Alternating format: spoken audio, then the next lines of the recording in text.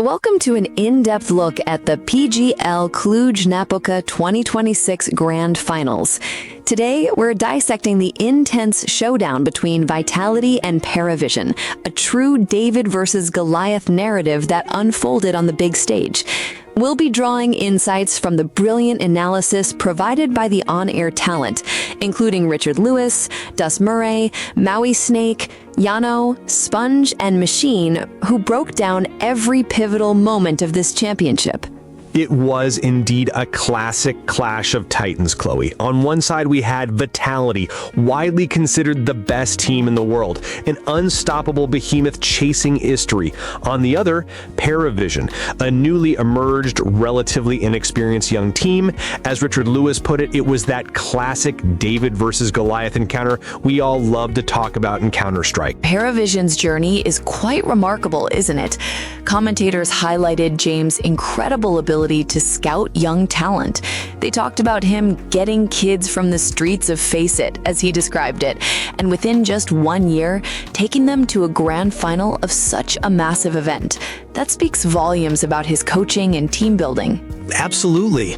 Aside from ZY, who had some prior recognition, players like Whant, Cello, and Belchanok were rookies on arena stages before this tournament. Belchanok was, quote, spinning his wheels on the Parivision roster before James' arrival.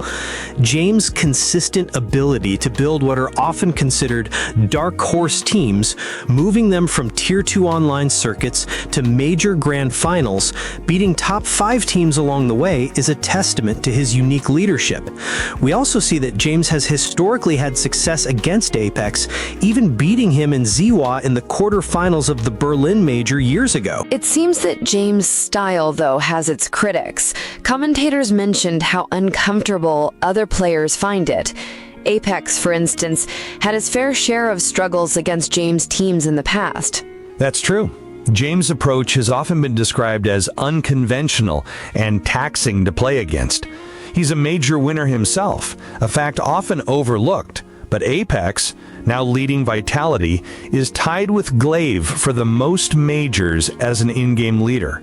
So this final was very much a battle of wits between two highly respected IGLs, with Apex chasing the ghost of Astralis, aiming to solidify Vitality as the greatest team of all time. Maui also noted that James is fighting to stay in the top 10 IGL conversation, while Apex has cemented himself on Mount Rushmore. The Critical's commentators were emphatic about Vitality's legacy. They argue that if Vitality continues to pile up trophies, especially a third major, it will become undeniable that they are the best team Counter-Strike has ever seen. What makes them so seemingly unstoppable? It's a combination of factors. Their play style is incredibly polished, filled with well-drilled protocols, yet it also has explosive individual potential.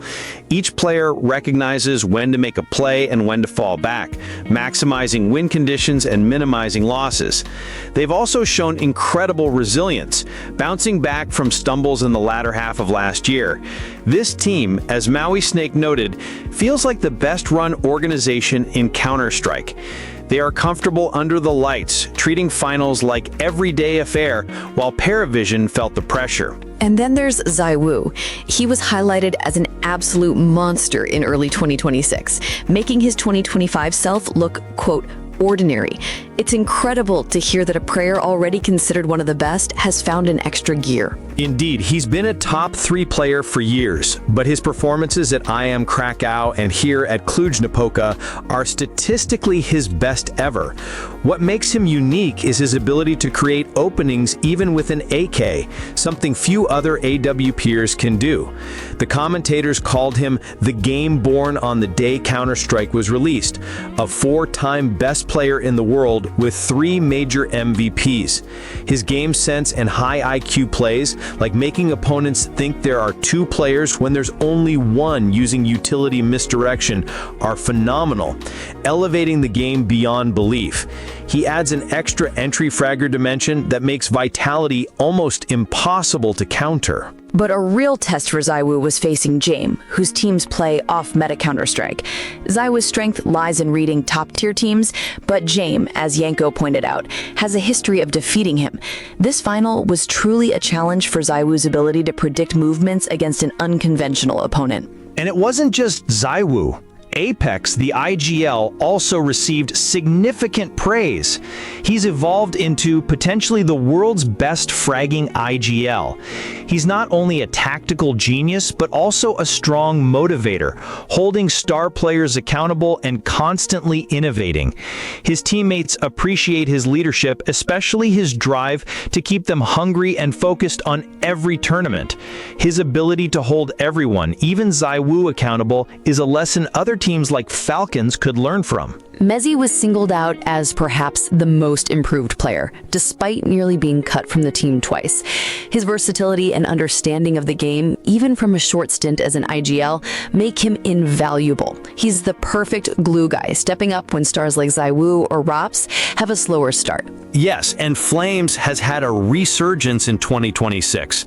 Commentators noted that last year, he made many entry attempts without consistent success. Now he's impactful, adding another dimension to Vitality that makes them nearly unplayable. Apex, having experienced entry fragging with bad utility, ensures Flames receives top-notch support, exemplified by Vitality's exceptional flash assists. Apex learned from his past pain of having poor utility support. Let's dive into the maps, starting with Overpass. Vitality chose it first, and the desk analysis, particularly from Yanko, called Parivision's start deceptively competitive. Parivision managed a 4-0 lead in the first half, but then Vitality took over. What specifically led to Vitality's dominance on Overpass? Parivision's pistol rounds were a weakness with a 32.5% win rate in the tournament. Vitality exploited this, and as Maui Snake pointed out, Parivision's B-site defense was consistently weak. Vitality focused heavily on B-site pushes, using aggressive utility like Molotovs and HE grenades to flush out defenders. Robs' 1v2 deagle clutch at round 17 was a critical momentum killer for Parivision, preventing them from narrowing the gap. Vitality's T-side defaults and pinpoint utility usage on B were excellent, ultimately winning Overpass 13-10. Moving to Dust 2, Parivision's pick, it was expected to be a tough battle given Vitality's incredible 39-4 record on that map. The match ended 13-4 in favor of Vitality. What happened there? Dust 2 was a clear demonstration of Vitality's anti-stratting prowess. Commentators noted Parivision's difficulty with pistol rounds persisted, losing it again. Vitality anticipated Parivision's mid-to-B strategies and shut them down decisively. Medzi, for example, had 4 AK kills on a B-site defense, effectively denying Parivision any progress. Apex's spam kills through smokes and quick rotations highlighted Vitality's complete map control. The phrase, "pick your poison and then drink it," really applied here for Parivision. Despite the overwhelming losses on the first two maps, Inferno, Parivision's final map pick, was much closer, ending 16-13 in overtime. Parivision even won a pistol round. What enabled them to put up such a fight? Inferno saw Parivision show incredible resilience. Jame, as the commentators highlighted, pulled off a spectacular 1v4 post-plant ninja defuse in round 5, a true Jame magic moment that sparked their confidence. Belchanok also had an impressive ace later in the half, showcasing individual brilliance. Parivision's tactic of triple stacking B early on CT side, as discussed by Yanko, disrupted Vitality's rhythm. They forced Vitality into an economic struggle, even reducing them to P250s at one point. It was a testament to their adaptability and refusal to give up, pushing Vitality to their limits. Looking at the overall player statistics for Inferno, Flames was the standout player with 27 kills, 96 ADR, and 1.63 rating. What does this tell us about his performance? Flames' performance on Inferno was exceptional, securing the most kills, most damage, and the best rating. This aligns with the pre-game discussion about his resurgence in 2026. He's actively making impactful entries, and his team is setting him up for success. Even though Zowu is often the superstar, Flames demonstrated he can carry the team when needed.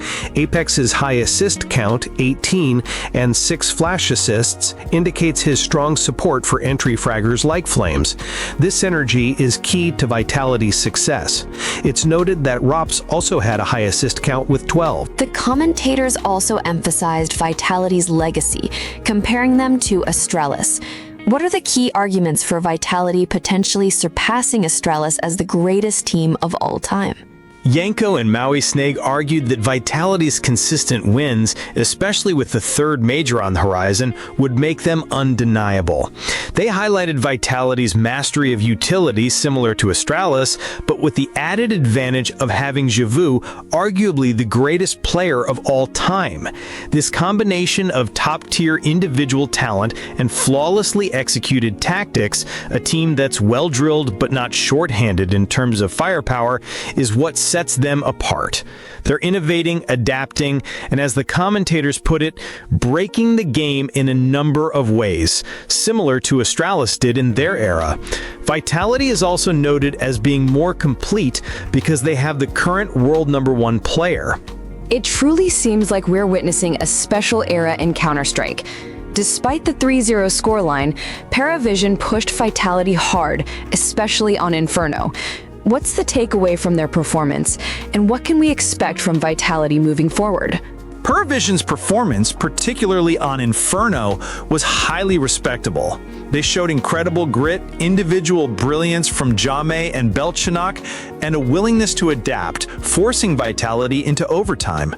For a team of relative rookies, reaching the grand finals and pushing the world's best is a massive achievement. For Vitality, their dominance continues. Their 10th win in 12 best-of-5 grand finals, their 11th title in 19 events, and their relentless pursuit of improvement solidify their place in history. As Apex said, they want to collect all the trophies, and they're proving that by constantly evolving their strategies and executing flawlessly. They are truly the complete package in Counter-Strike. The analyst panel stressed that we must enjoy this era now, because when it ends, we will miss it. It was an incredible final that showcased both rising talent and undisputed champions.